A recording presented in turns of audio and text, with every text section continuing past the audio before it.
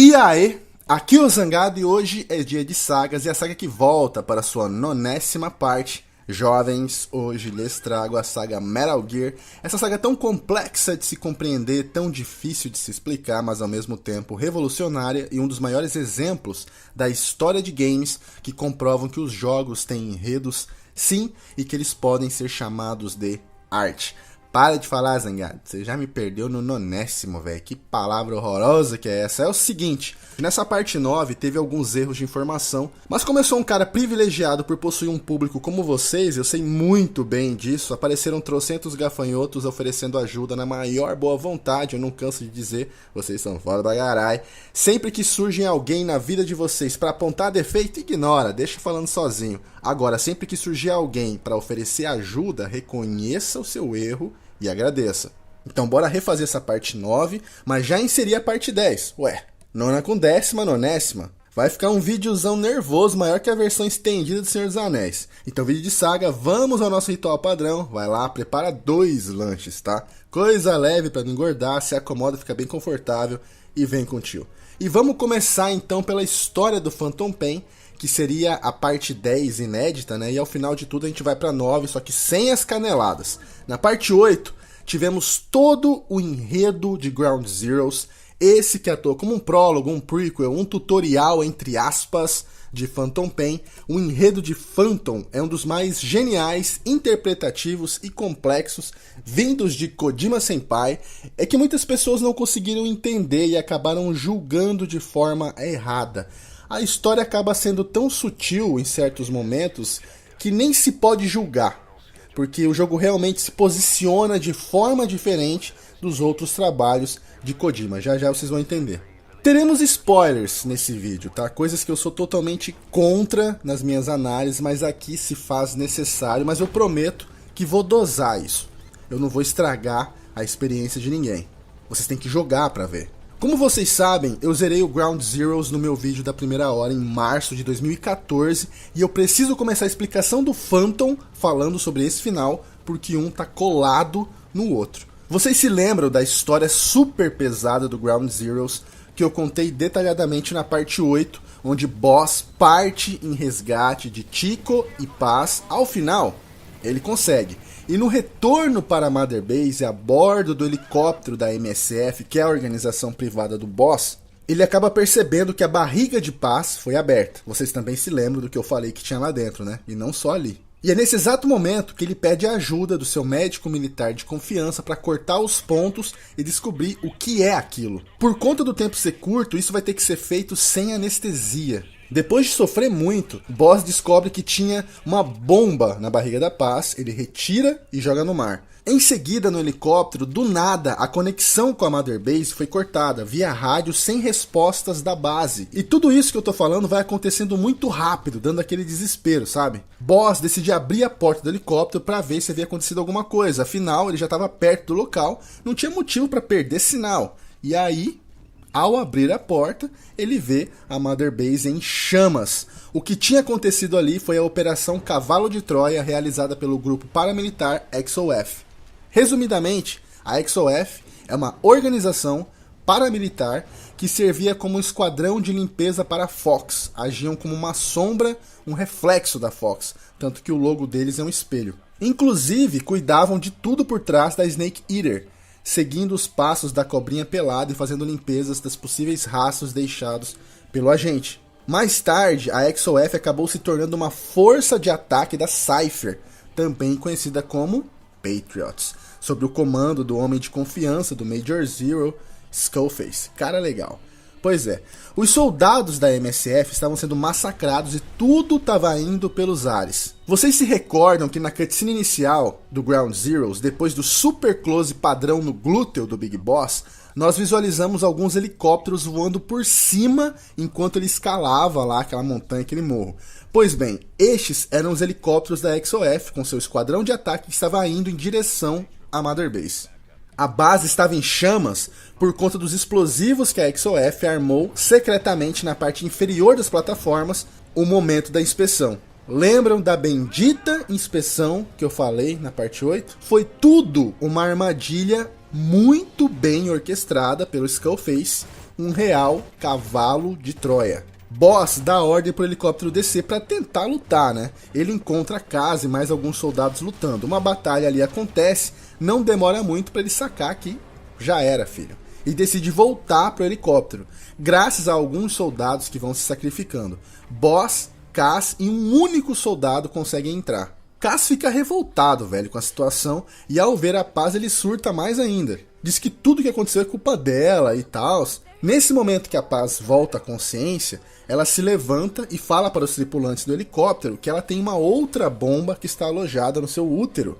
Ao falar isso, ela então abre a porta do helicóptero e se joga para tentar salvar a vida de todos, mas...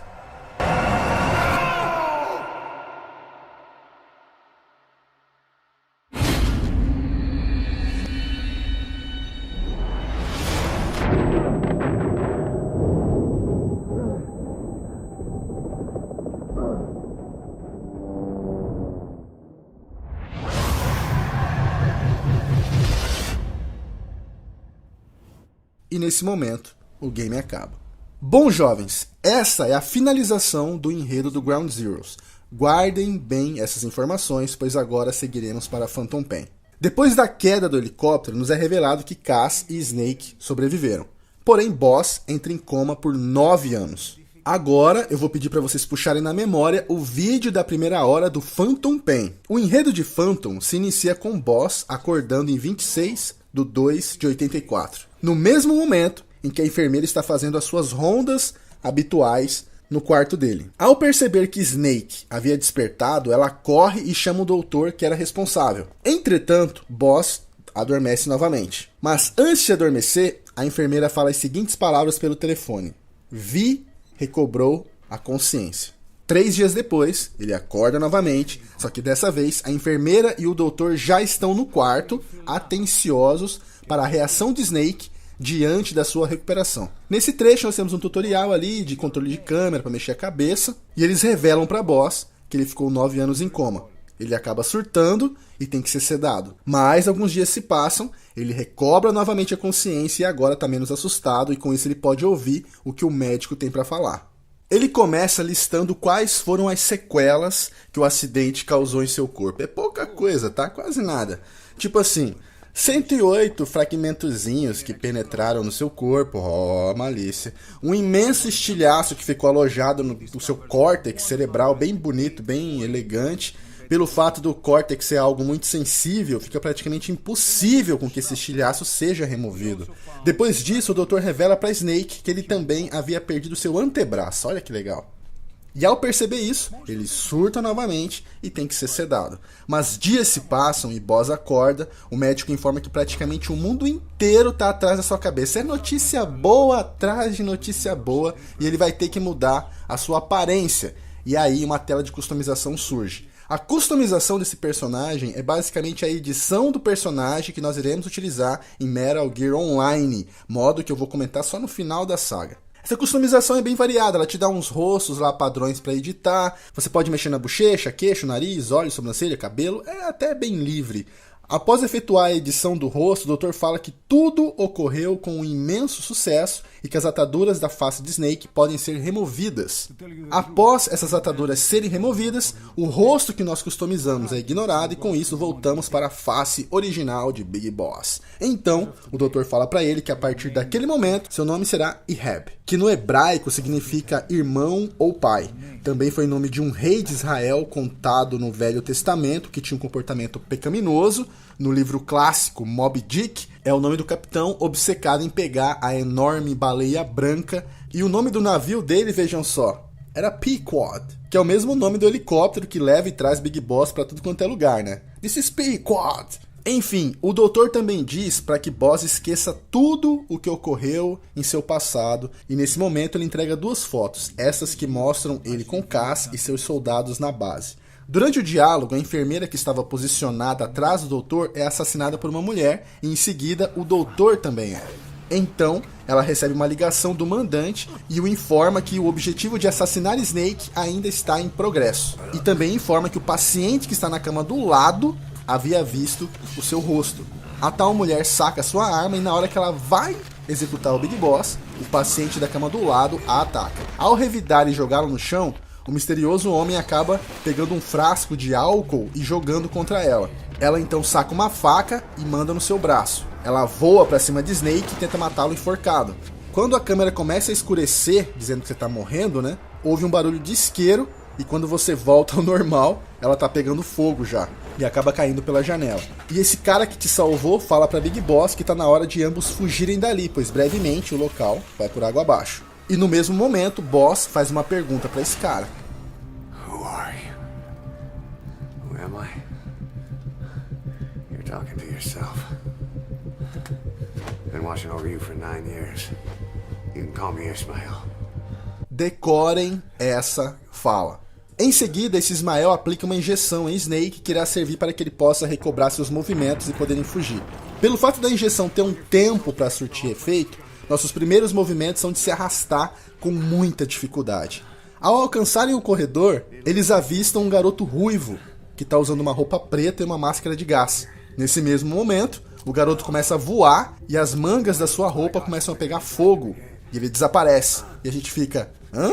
Quando o elevador chega e as portas vão se abrir, uma explosão acontece. Em meio ao fogo, um homem misterioso, todo mundo é misterioso, uma mulher misteriosa, um paciente misterioso, uma criança misteriosa, enfim. Um homem misterioso aparece com o corpo coberto de chamas e já vai pra cima, mas o sistema de incêndio é acionado e o Homem de Fogo desaparece.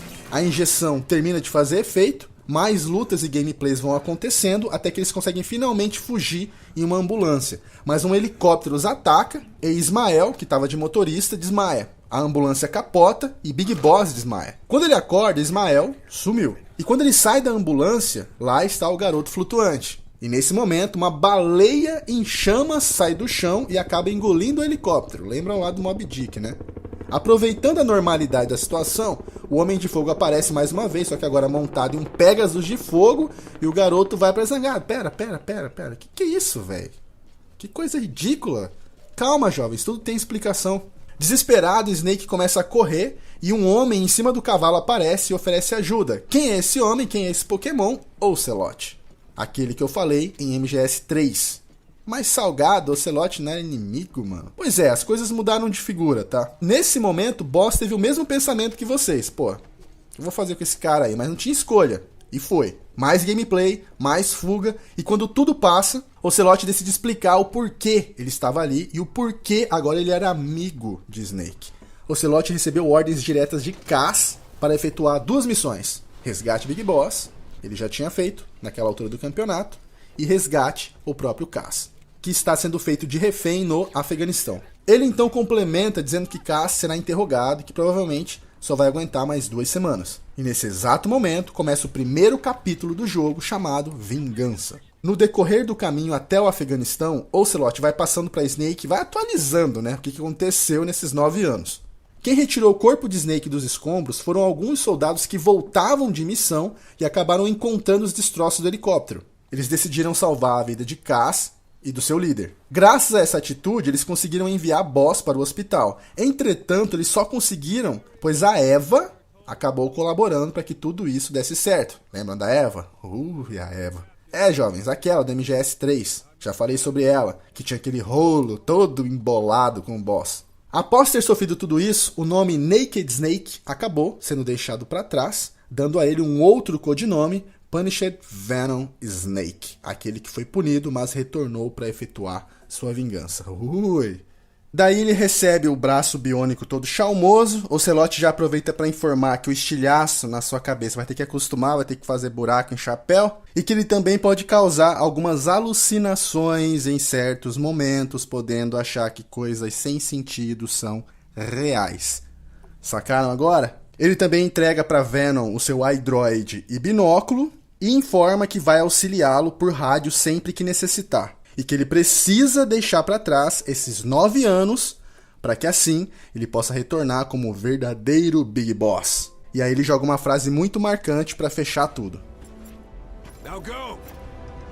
Let the legend come back to life.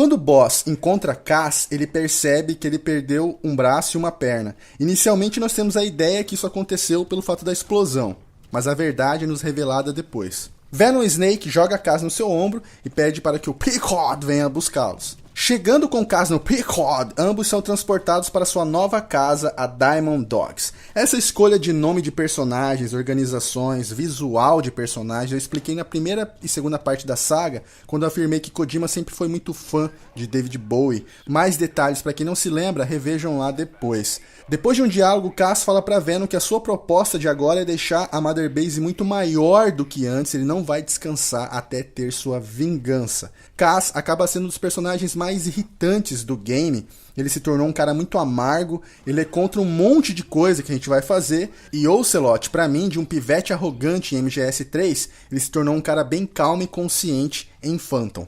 Bom, e é aí que o jogo toma o seu rumo, jovens, mas antes eu quero explicar o que significa Diamond Dogs, sem ser lá o fato do David Bowie. Diamond, porque diamantes são eternos. Dogs, porque a tropa é composta por verdadeiros cães de guerra, mercenários sem rumo e sem futuro. E é aí que o jogo começa. O tempo de campanha gira em torno de 40 a 45 horas e caso você busque o 100%, esse tempo pode até dobrar. E aqui eu já quero falar sobre o lance das missões repetidas, que foi um fato que fez muita gente reclamar do game e chamar de incompleto, preguiçoso e muito mais. Pois bem, quase toda a história do Phantom Pain acontece durante o capítulo 1, que é composto por 31 missões, e nós resolvemos praticamente tudo, tem seu início, meio, fim e clímax. No capítulo 2, ele seria o capítulo 1 Plus, com mais textos, áudios sobre o que já havíamos jogado, e ele é composto por 19 missões, 13 delas repetições. Para quem não está entendendo o que se passa, aqui no capítulo 2 você faz algumas missões do capítulo 1, mas com dificuldade elevada. E as pessoas que não conseguiam xingavam o jogo e não entendiam por que estava fazendo aquilo. O que muita gente não sabe é que essas missões repetidas são opcionais, para destravar informações e itens. Se você não quer fazer, não tem problema. Lembrando que, pensem com o tio, se vocês forem refazer uma missão usando o mesmo equipamento, o mesmo companheiro e a mesma tática, é óbvio que vai ser idêntica, né? Mas um game como Phantom Pain, que vocês já sabem possui uma carralhada de recursos, se vocês mudarem os equipamentos, o parceiro e a abordagem, filho, a suposta mesma missão não vai ser a mesma. Kojima utilizou o capítulo 2 para fechar tudo quanto é arco que estava faltando. Se vocês buscarem o 100%, são mais de 6 horas de áudio de fitas cassetes, com diálogos, explicações de quase tudo, o máximo de buracos da história foram tapados, mas não todos. Tá, Zangado, eu entendi. Ainda acho esquisito repetir missão, mas eu entendi. E o lance do final verdadeiro? Existe toda uma complexidade quanto a isso. É provável que você tenha achado que zerou e não zerou. Para ir atrás desse final verdadeiro tem todo um esqueminha. Vocês precisam fazer tudo o que for obrigatório até a missão 45 e evoluir todas as plataformas da sua Mother Base pelo menos até o nível 3. Precisa desbloquear a Side Ops número 150 e tem mais. Durante a campanha nós temos algumas decisões a tomar. A primeira delas é se adotamos ou não D-Dog. Se você for um monstro desalmado e abandonar um filhote no meio do deserto sem água e sem comida, ok. Todas as cenas que o envolverem não existirão. E quando você for confrontar a Quiet, quando a vencer, você também terá uma escolha. Mate-a ou leve-a como prisioneira para ser interrogada. Ocelot diz, traga. Kaz diz, mate-a. Se você matar a Quiet, todas as cenas com ela serão removidas. E não vai rolar essa missão, né? E você também precisa chegar no nível máximo de afinidade com ela. Mais pra frente eu falo sobre isso. Cheque se você não está usando o emblema de borboleta para representar o seu exército. Se tiver, troque. Com tudo isso feito, a missão 46, chamada True, Verdade, The Man Who Sold the World, o homem que vendeu o mundo, é liberada. Zangado, não existe uma música com esse nome? Sim, ela toca na abertura do jogo, inclusive até cantei junto no vídeo da primeira hora. Alguns de vocês conhecem ela pelo acústico do Nirvana, na voz do Kurt Cobain, mas essa música é de quem? David Bowie. Bom, jovens, o tio não poderia falar de Phantom Pain sem nem ao menos tocar no assunto mais debatido de todos, o final. Aqui teremos trecho de spoiler. Se você pretende jogar Phantom Pain um dia, ou está jogando nesse exato momento, eu recomendo que avance o vídeo até a parte que eu explico da jogabilidade, certo? E aí só volte aqui para ouvir quando você finalmente terminar, para tirar suas dúvidas ou para confirmar as suas interpretações, certo? A missão que eu disse, The Man Who Sold the World, começa de um jeito pra lá de esquisito, o que já confundiu muitas pessoas logo de cara. Porque ela repete o início do jogo, só que as coisas estão editadas de forma diferente. É como se tudo fosse um esfrega do Kojima na nossa cara pela desatenção enquanto jogávamos. Pra começar, Kaz pergunta para o médico o que aconteceu com o boss, e com isso o doutor responde que ele está em coma. Logo após isso, Kaz faz a seguinte pergunta, e quanto a ele? E faz um sinal de indicação com a cabeça pra câmera, pra gente. O doutor fala, esse aí, né, ele foi atingido por estilhaços na cabeça. Daí entra a frase do filósofo Friedrich Nietzsche. Não existem fatos, apenas interpretações. Com a música The Man Who Sold the World tocando ao fundo. A missão vai seguindo exatamente da mesma forma como o prólogo, porém com algumas diferenças. Eu não vou citar todas. Como eu falei, eu não vou spoiler o final inteiro aqui. Eu vou dar ênfase em apenas algumas coisinhas para explicar. Depois de onde deveria ter a customização, o médico mostra o espelho para nós e nele tem um reflexo da nossa pessoa e ele fala a seguinte frase. Esse é você da forma que você viveu até hoje. Vou mudar a sua aparência, pois não temos outra opção. Nesse ponto, nós adormecemos e acordamos uns dias depois. O médico tira a atadura, a nossa cara é o rosto do Big Boss. Zangado, eu não tô entendendo onde você quer chegar. Calma. Após isso, o médico dá a foto na nossa mão e nela tem mais um soldado escondido. E esse soldado é justamente o cirurgião que removeu a bomba do intestino da paz. E a face dele é a mesma face que nós tínhamos antes de termos a aparência do Big Boss.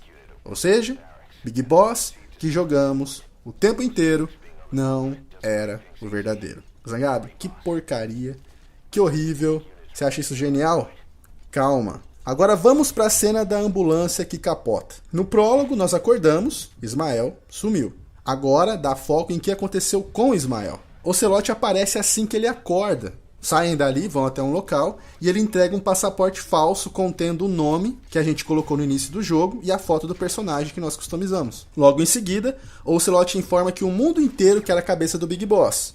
E quem vai segurar esse rojão é o fantasma dele.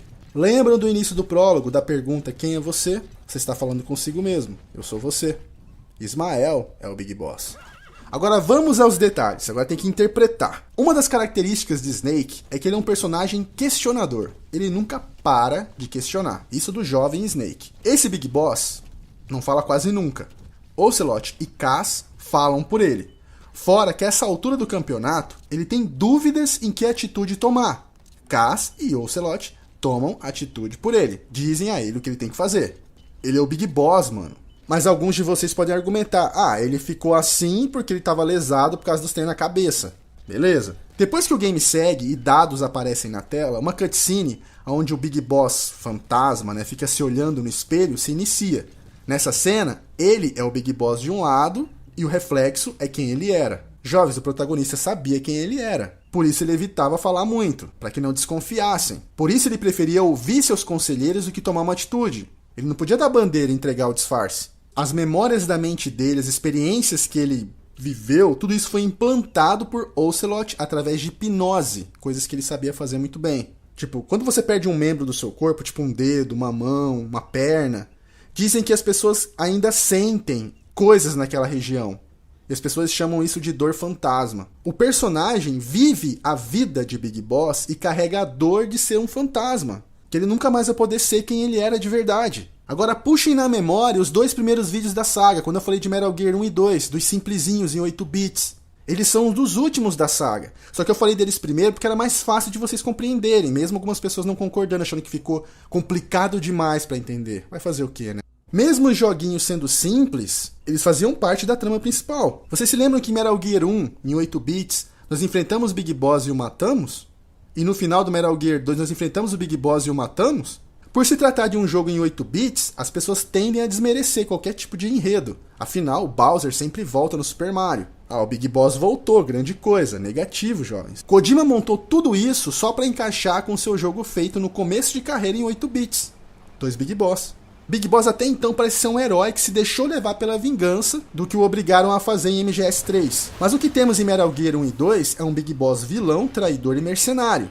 E da onde veio isso? Como eu falei, a verdade sempre esteve estampada, mas nós nunca percebemos. Vamos a Metal Gear Peace Walker, quando o boss decide montar o seu exército privado pela primeira vez, após a morte da boss. Como ele faz isso? Capturando prisioneiros, persuadindo, na base da violência e lavagem cerebral para que se juntassem à sua causa. Vocês nunca repararam no nível de fanatismo que os soldados têm por ele? O idolatram como se fosse um ser divino. Você dá uma surra num soldado na Mother Base, você espanca o cara, ele levanta e fala "Thank you, boss". Tipo, o cara agradece, mano. Big Boss nunca teve interesse no fim da Guerra Fria. Seu verdadeiro interesse é ganhar dinheiro. Ele não criou um exército que lutaria pelo lado do bem ou do mal. Ele criou um exército que lutaria do lado de quem pagasse mais. Você viveu na pele de um personagem pensando o tempo inteiro que ele, do nada, ele ia virar a cabeça e se tornar mal. Quando na realidade, desde o que houve com a Boss e o que os Estados Unidos fez com ele desistiu não só do seu país, mas das pessoas. Big Boss nunca esteve preocupado com desarmamento nuclear. Afinal, ele cria um Metal Gear e coloca dentro da sua base. Guerra igual a dinheiro, dinheiro igual a poder, poder igual a fama. Big Boss sempre quis ser reconhecido. Ele preferiu muito mais usar os outros do que ser usado, pois querendo ou não, ele foi usado pelos americanos e descartado logo em seguida. Cada soldado da Mother Base tem a sua história. Será que eles têm família, filho, alguém que os ama, uma vida inteira pela frente? Não importa mais, pois a única coisa que sobrou pra eles é a Diamond Dogs e Big Boss. O que o Boss fez, jovens, foi algo tão grave que os frutos dessa árvore maligna que ele plantou serão colhidos em Metal Gear Solid 4, que eu vou falar futuramente. The Man Who Sold the World, o homem que vendeu o mundo. Boss vendeu a imagem de uma coisa, enquanto na realidade ele era totalmente oposto a isso. Mas assim, jovens, não existem fatos, e sim interpretações. Todo vilão é vilão por um motivo ou por vários motivos. Mas no ponto de vista do vilão, ele jamais é o vilão. Ele é um mocinho. A não ser o Coringa. O Coringa é sempre o Coringa. Boss, em Metal Gear Solid 3, era tomado pela inocência. Em Peace Walker, ele ainda estava confuso, porque Paz e Chico ainda manifestavam o que sobrou de bondade nele. Em Phantom Pain, depois daquele incidente do helicóptero, acabou, filho. O ódio dominou. Mas ainda existem buracos, Zangado. Como que a Diamond Dog se tornou Outer Heaven? Pois é, não existem fatos, apenas interpretações. Kojima adotou essa postura. É como um filme que deixa uma brecha. Tá, Zangado, e o carinha lá do cabelo ruivo que voa, mano? Aquele é o Psycho Mantis. Ah, Zangado, quer dizer que ele cresceu junto com o Liquid, vocês também vão conhecê-lo na próxima parte. Já jogo aqui que ele é o irmão gêmeo do Solid, tá? Só que mais sisudo e malvadinho. Enfim, a Konami não atrapalhou no desenvolvimento do jogo, mas a grana estava curta e estava difícil conseguir bancar o Kojima e seu estúdio. Depois que a música que toca no final do jogo acaba, o boss vira a fita e coloca para tocar a Operação Intrude N312. Lembram dela?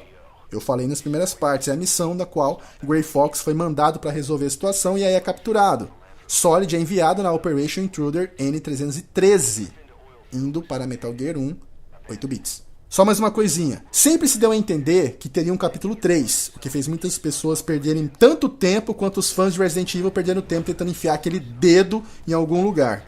Existem várias teorias e insinuações de produtores desse algo a mais, desse capítulo 3, mas até o momento nada. Todos os fatos, jovens, são coerentes, mas eles não são somente fatos, e sim interpretações. Você pode interpretar de uma forma totalmente diferente. Você tá errado? Não. Eu tô errado? Não. E agora vamos para o gameplay, que é a parte 9, né? Só que agora ajustada. Eu disse na parte 8 que agora iria explicar a jogabilidade, lembram? Então, como ambos são, digamos, idênticos, com o diferencial que Phantom tem mais conteúdo por motivos óbvios, hoje vamos explicar a jogabilidade dos dois para encerrar esse assunto. Metal Gear 5 reciclou muitos recursos dos seus antecessores, reciclou e aprimorou, e isso funcionou, cara, muito bem. Só para refrescar a mente de vocês, nós podemos andar, correr, andar abaixado, se arrastar, mergulhar no ar, pular obstáculos, arrebentar os caras no CQC, mirar e atirar. Esse mergulhar no ar eu acho sensacional, porque dá uma sensação de fuga, dá uma sensação de guerra, tipo os caras jogam granada em você, você vem correndo e salta, parece filme, mano. Já vai se arrastando ainda. Podemos pilotar veículos como tanques, carros, caminhões, apenas veículos terrestres, esse que já é um recurso que se aplica a Ground e Phantom. Agora, as coisas que estavam presentes nos seus antecessores que eu citei nas partes anteriores, como timing de alerta, que ficava no topo da tela, caça de animais e frutas, sistema médico, porcentagem de camuflagem, carregar 500 milhões de armas ao mesmo tempo, tudo isso foi removido.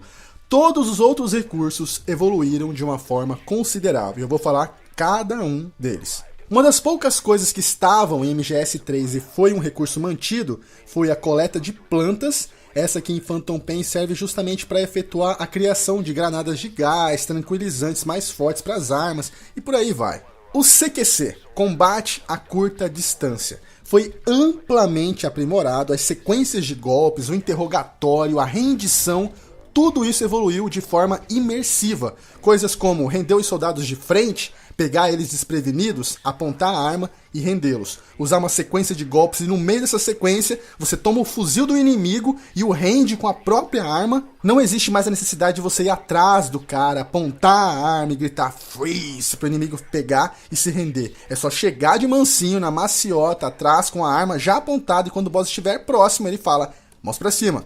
E o inimigo vai se render. O que te dá uma variedade muito grande de formas que você pode render um mesmo alvo. Quanto ao stealth, em Ground Zeroes e Phantom Pain, foi implantado o sistema que o tio chama de desconfiômetro. Eu já falei tantas vezes que dispensa explicar. Modo reflexo. É um bullet time, clássico tempo de bala, ou seja, as coisas ficaram em câmera lenta. E essa câmera lenta irá servir justamente para você ter um tempinho para tomar alguma atitude. Seja ela para matar um NPC que você viu, correr para cima dele e arrebentar a cara dele, por aí vai. Lembrando que, caso você queira dificultar as coças, você pode desativar essa opção no menu. Arsenal. Os itens e armamentos que estão presentes em Ground Zero são extremamente limitados, é porque ele é curtinho. E é justamente com esses recursos simples e limitados que começamos essa explicação. Apesar dos pesares, Ground Zeroes conta com algumas missões secundárias também para aumentar a vida útil desse game, já que a sua missão principal dura aí 45 minutos a 1 hora em uma primeira jogada. Eu falei isso no vídeo anterior. Essas missões são baseadas em destrua as artilharias antiaéreas, mate soldados, salve um agente de inteligência que está em fuga. Essa última que eu citei é muito legal, pois na verdade esse agente especial que a gente vai resgatar é o próprio Kojima Senpai. Entretanto, existem duas missões em especial que estão presentes em Ground Zero que eu gostaria de ressaltar. A primeira delas é a Déjà Vu. Essa missão consiste em você recriar as cenas de MGS1, coisas do tipo jogar granada dentro de um tanque de guerra, cena que é referência à batalha contra o Vulcan Raven, enquanto ele pilotava o tanque de guerra, um dos chefes de MGS1, e por aí vai. E a segunda é a Jamais Vu. Essa missão nós jogamos com Raiden, e ao invés dele usar a espada, ele usa um fuzil para eliminar os chamados Snatchers, invasores, que é basicamente os invasores de corpos, né? Peraí, Zangado, Snatchers? Pelo que eu tô lembrado, Snatcher é o nome daquele jogo que o Kojima lançou, você mostrou gameplay, falou sobre ele, das primeiras partes. Exatamente. Ambas essas missões são cheias de easter eggs e conteúdos especiais. E se você é fã de longa data de Metal Gear, é recomendável que você jogue essas missões porque elas são muito legais, cara. Só uma observação, os reféns resgatados nas missões podem ser upados em Ground Zeroes e baixados em Phantom Pain para serem usados como soldados na Mother Base. E agora, vamos para Phantom Pain. O primeiro item que será citado é justamente o que mais chamou a atenção no anúncio do jogo, o seu mundo aberto. Phantom Pain é um título que traz dois mapas, Cabul, Afeganistão, e a fronteira do Angola, o Zaire. Cabul é um ambiente que tem 9,9 km² disponíveis para exploração, e isso já dá para puxar uma ponta e falar sobre a ambientação, que é lindíssima e detalhada. Só que para algumas pessoas ela tem um defeito, ela seria morta. Como assim? Phantom Pain funciona no seguinte esquema. Tem lá um mapa, o mapa tem as estradas. Nessas estradas tem os postos menores, que são conhecidos como os postos de guarda, e pelo mapa encontramos bases maiores com diferentes funções, aeroportos, refinarias, bases militares soviéticas. E essas bases têm vários tamanhos, com diferentes arquiteturas e pontos de infiltração, deixando aquela variedade de gameplay muito alta. No meio desses caminhos você encontra animais, em pouca quantidade, mas encontra. E fora isso você encontra areia, areia, areia, lama, lama, lama. A desculpa que o jogo apresenta para a ausência de vida e de animais é que a área havia sofrido uma evacuação de animais e civis. O que a gente está vendo ali é o que sobrou, é o que ficou para trás. Se você tranquilizar esses animais e usar eles no sistema de Fulton, você irá receber uma pequena quantidade de dinheiro como agradecimento, fora que você começará a construir um santuário animal na Mother Base, que será totalmente financiado por uma ONG. Como eu detesto matar animais em games, que era uma coisa que rolava em MGS 3, eu não senti falta disso não. Antes de cada operação, você pode customizar o seu equipamento, parceiro e veículo que vai levar para a missão.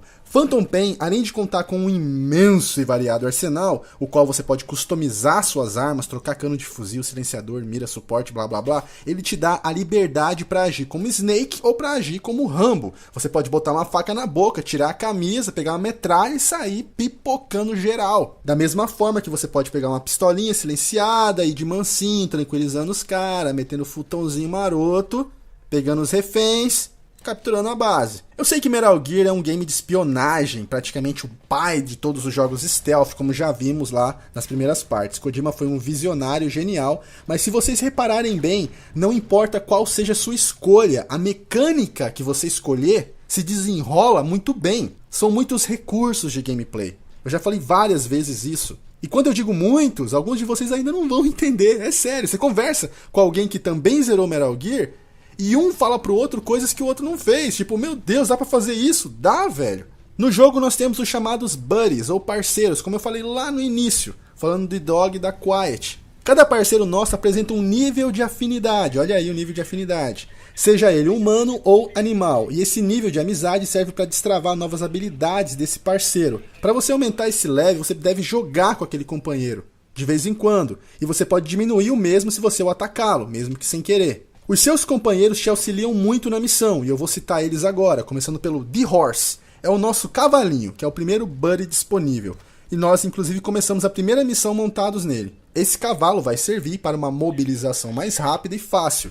Quando estamos montados em The Horse, nós podemos cavalgar devagar e rápido, atirar de cima dele, se pendurar nas laterais para esconder. E nós podemos também efetuar as seguintes ações: chamá-lo por um assobio, mandá-lo se afastar, para ele não correr perigo, e mandá-lo cagar. Sim, você pode mandar ele cagar. E esse cocô serve para causar acidentes no meio da estrada. Eu não tô zoando, cara. Às vezes no meio da estrada os inimigos passam de caminhonete, caminhão, indo de um posto para outro. Se eles vierem em alta velocidade e passarem por cima desse cocô, tem risco de capotar, de bater. Aí você vai lá e fulta o carro e os caras. Pois é, Kojima usa até merda como recurso de gameplay. Vale ressaltar que cada parceiro tem suas devidas customizações, colocar colete à prova de bala, trocar a cor do cavalo, colocar umas skins absurdas e por aí vai. The Dog. Esse bichinho bonitinho, fofinho, caolho é encontrado durante uma das missões, ainda filhote. Se você o levá-lo para a base, ou o Celote disse que vai treiná-lo para que quando ele cresça, ele possa ir nas missões junto com você.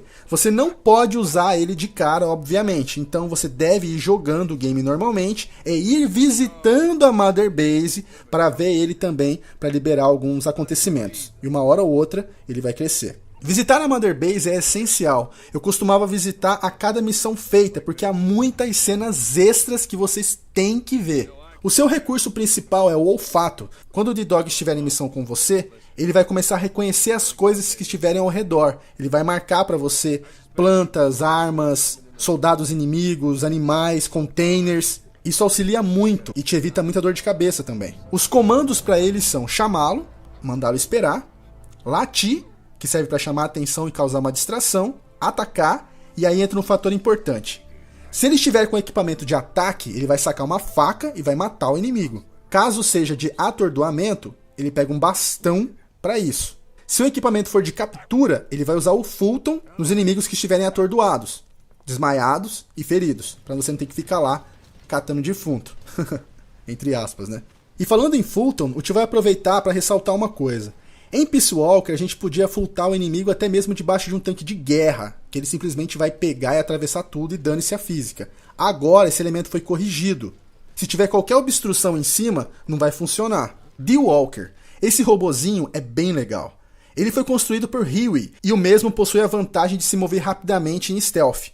Você pode personalizá-lo com pistolas, tranquilizantes, podemos colocar uma lâmina na mão dele, lança-foguete, metralhadora, blindagem. Damos comandos para ele vir e se esconder. Por mais que ele seja um robô eficiente, ele não se vira sozinho. Ele não tem uma IA consciente. E por último, a nossa melhor parceira Ela que acabou virando um símbolo sexual no mundo dos games, eu não tô exagerando, tô falando sério, velho.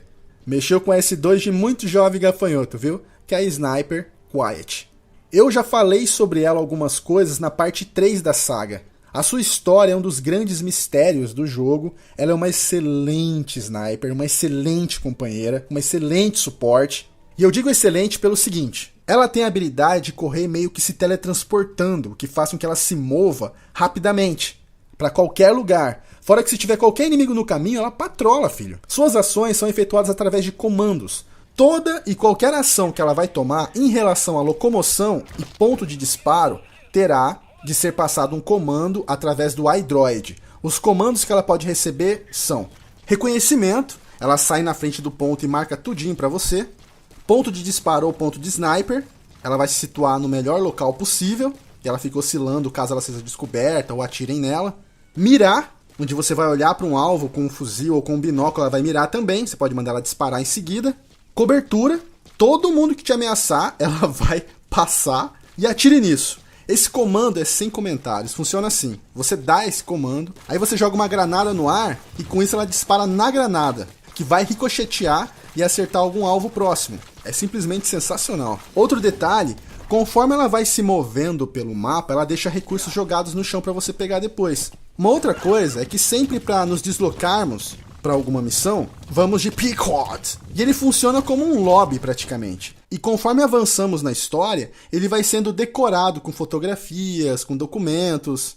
Nesses momentos dentro do Pequod, se a Quiet for a nossa parceira, veremos ela sentada ali na frente. E ela volta e meia vai olhar para o boss, sempre de um jeito sedutor, inclusive ela se inclina para ele. A Zangada ela tem segundas intenções com o boss?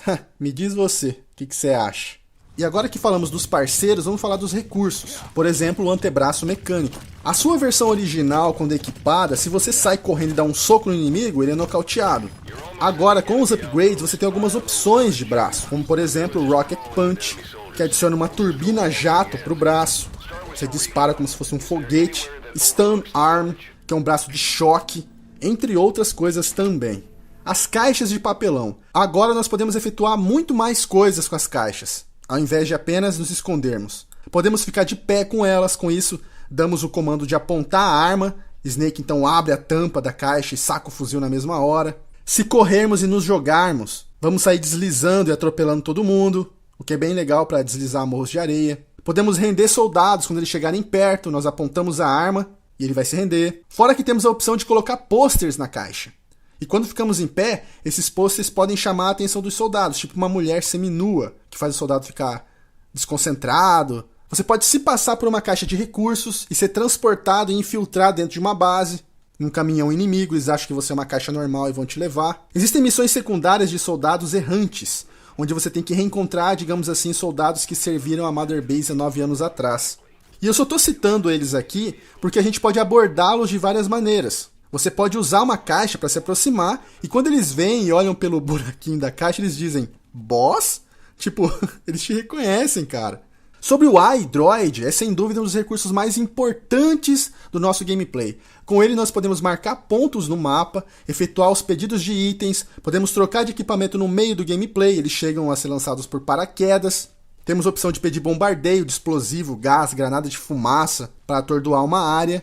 Só que aí você abre mão do ranking S fazendo isso, que é a sua classificação quando termina a missão. Podemos mandar soldados para as missões de expedição, porém aquele elemento de simulador do Peace Walker foi removido. Selecionamos missões primárias e secundárias. Podemos colocar músicas para tocar. Fora que no PC nós podemos colocar faixas personalizadas. A trilha sonora do Ground Zeroes e Phantom Pain é maravilhosa, como todos os jogos da saga, velho. A dublagem também é. As músicas temas vocês já ouviram e viram nos trailers, que eu geralmente começo esses vídeos. The Man Who Sold the World, Sins of the Father, uma mais poderosa que a outra. O nosso iDroid, nós recebemos todas as informações de inteligência do local, seja de movimentação inimiga, de itens de proximidade.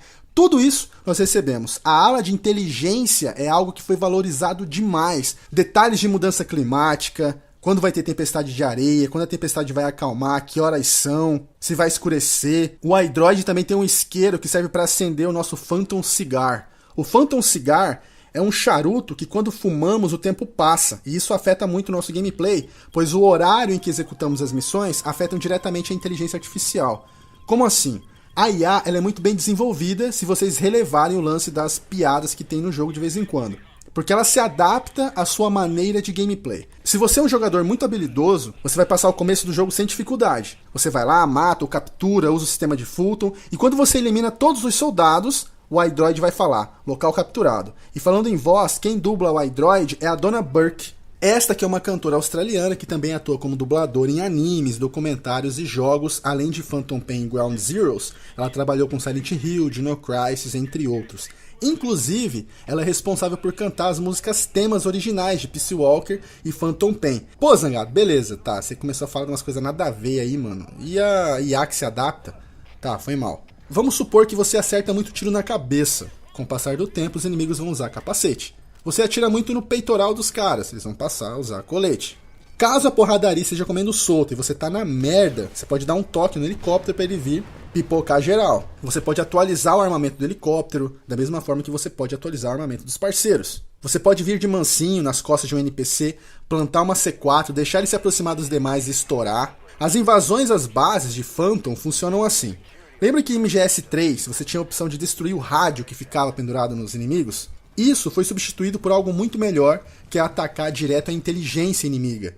Você pode invadir uma base e sentar a bala nas torres de comunicação e no sistema de rádio. Tá de noite, você pode apertar o botão e desativar todo o sistema de energia, ou botar uma C4 mesmo, deixar tudo no escuro. Porém, os NPCs no futuro, como a IA se adapta, vão passar a usar lanterna, visões noturnas, eles ficam espertos. Caso você queira evitar barulho, você pode usar uma das armas mais úteis do gameplay, a pistola d'água. Não tô zoando. Se você pegar essa pistola d'água e dar uns jatos d'água num gerador de energia, ele vai queimar e eles não vão desconfiar que é um ataque. Fora que você pode usar a mesma arma para render um soldado. Você espirra na cara dele, dá uma atordoada, parte pro CQC. Mother Base. Agora nós podemos pessoalmente efetuar visitas à nossa base, o que aumenta a moral dos nossos soldados. E para que serve isso? Se a moral dos soldados estiver baixa, eles terão o seu life, nível de combate elevados. Se a moral dos soldados estiver alta, eles terão o seu HP, nível de combate elevados. Ou seja, eles terão prazer em defender a Mother Base. Porque sim, ela será atacada eventualmente. Caso a moral deles esteja baixa, os soldados podem desertar e abandonar Diamond Dogs. Se você não cuidar dos seus soldados direito, você terá problemas com eles. Estresse pós-traumático, se suicidando por causa disso. Lembra que em Peace Walker, aquele esquema que você tinha lá de staff, distribuir os soldados para as áreas que eles se adaptam melhor? Agora quem resolve tudo para você é o CAS. Aí você economiza tempo, mas caso você queira você mesmo ir lá mexer, pode. Um outro quesito é que as plataformas lotam de forma rápida, e com isso você deve construir novas plataformas para expandir a sua Mother Base. Quando você visita ela no começo, ela é pequenininha, mas com o tempo você vai precisar de um carro ou até mesmo seu helicóptero para poder ir de uma ponta na outra. Temos a opção de mudar de cor, efetuar pequenas customizações, nada muito complexo. Você pode construir até 4 plataformas de cada unidade, RD, Medical Bay, por aí vai. Na construção dessas bases é requisitado um novo recurso que está presente no jogo chamado de PMB, Produto Militar Bruto. Estes que são combustível, materiais biológicos, metais comuns, secundários, preciosos, coletando pequenas maletas que ficam nas bases e fultando containers de matérias, que também ficam nas bases inimigas. Cada soldado tem a sua habilidade especial, e uma das principais são os tradutores. Tradutor serve para que você possa compreender o que os soldados inimigos estão falando. Sem tradutor, sem tradução. Sem tradução, sem entendimento da história. Fora os tradutores, nós temos os soldados encrenqueiros, que geralmente são os mais habilidosos, mais cabeça quente, né? Eles mandam outros soldados para a enfermaria. Uma solução para isso é usar soldados que tenham habilidade em diplomacia. Cada soldado diplomata anula um soldado encrenqueiro. Aí você pode manter uma paz ali na Mother Base. Para destravarmos customização de armas, nós precisamos capturar os soldados que contêm habilidade de armeiro. E como que funcionam as missões? É o seguinte, nós temos lá uma missão e escolhemos. Perto da região do objetivo tem as landing zones, que estão os pontos de repouso, onde o helicóptero vai descer. Para destravar novas landing zones, você precisa destruir radares aéreos de bases inimigas. A periculosidade de cada landing zone é definida por cores. Sobre os upgrades do helicóptero, que eu citei lá atrás, tem um que eu não falei ainda, que é colocar uns alto-falantes para tocar umas músicas bem altas que vão causar estresse e confusão nos inimigos. FOB, Siglas que traduzidas significam Base Operacional Direta. Esse sistema é bastante curioso e diferente. Ele foca em fazer com que você construa uma Mother Base online, essa que vai servir para extrair mais recursos em um melhor nível de suporte e também um melhor nível de combate, tecnologia, desenvolvimento de itens. Porém, o que mais chama a atenção não é isso, e sim o seu sistema de proteção e invasão de bases. Os soldados que passeiam na Mother Base do modo FOB, alguns deles são os que trabalham naquela plataforma e outros que fazem parte da unidade de segurança. Soldados, veículos capturados, armas estáticas as quais você capturou, recursos, tudo, cara, absolutamente tudo pode ser capturado pelos seus adversários. O gameplay do sistema de invasão de bases funciona assim. Você tem uma opção no iDroid que vai te levar para o tal modo. Quando selecionado, uma lista vai aparecer com o nome e ranking do jogador e seus recursos. Quanto maior o ranking, mais difícil para invadir, óbvio. Bom, selecionou a base. Você selecionará a plataforma que vai invadir e o local que o helicóptero vai deixar você. Eu recomendo que invadam a plataforma que contém os recursos que você necessita. Selecionada a plataforma, você vai desembarcar e terá um tempo X para capturar o que você precisa para alcançar o seu objetivo, que no caso é o centro daquela plataforma. Quando você captura o que quer capturar e chega no centro do comando, você recebe uma série de bônus. Quanto à dificuldade para isso, ela cresce de uma forma grande, pois além dos soldados que você tem que lidar, que são tão bons quanto você, apesar de serem IAs, a partir do momento que você é descoberto no local, o alarme toca e o jogador que é dono daquela FOB será avisado. Ah, Zangado, mas e se o cara estiver offline? Aí entra um outro detalhe, que é o sistema de aliados. Você pode fazer alianças com outros jogadores que podem defender a Mother Base por você. Por isso, eu recomendo que vocês não invadam fazendo muito barulho. Tenham calma, tenham paciência, stealth. Para melhorar a defesa da sua FOB, você tem a opção de colocar lasers, detectores de movimento, câmeras de segurança, drones e por aí vai. Você pode personalizar aonde eles vão ficar. Tudo é bem variado e legal de se mexer. Além disso, você também pode desenvolver os armamentos que a sua equipe de segurança vai usar. Praticamente tudo no FOB pode ser alterado para o seu gosto. E para finalizarmos aqui, esse modo traz outra opção bem engraçada, que é justamente você poder fultar o cara que invadiu a sua base. Se você fazer isso, você ganha muito mais pontos do que matando ele, o que sem dúvida é algo extremamente legal e humilhante para o invasor. A moeda do modo online se chama MB Coin, e a construção da primeira plataforma do modo FOB é gratuita, e as demais são pagas através de recursos e MB. Porém, para adquirir os MB com dinheiro de verdade é algo totalmente opcional, pois todo dia, quando você loga para jogar MG5, você ganha uma quantidade de MB de presente da Konami como agradecimento de jogar o game para sua dedicação a ele, o que torna a compra de MBs algo opcional. Além de nós termos todos esses recursos e toda essa matéria customizável presente no nosso gameplay, nós temos as missões de expedição online que correm também em tempo real.